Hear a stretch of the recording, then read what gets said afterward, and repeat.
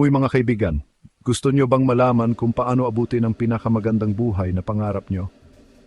Kilalanin natin si Lena. Ang kwento niya ay tunay na inspirasyon ng tiyaga at pagmamahal sa ginagawa. Lumaki si Lena sa isang simpleng apartment, tumutulong sa kanyang nanay para makaraos sa araw-araw.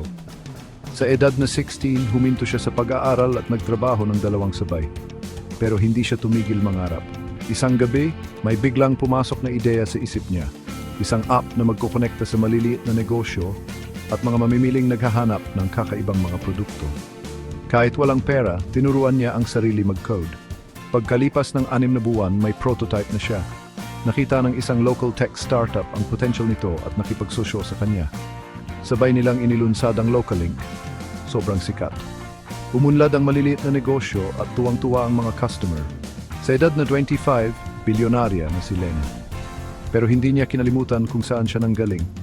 Gumawa siya ng mga scholarship at grants para bigyan ng pagkakataon ng iba. Ipinapakita ng kwento ni Lena na ang tunay na kayamanan ay hindi pera, kundi ang pagtulong sa kapwa. Patuloy na mangarap, patuloy na lumaban. Baka ikaw na ang susunod.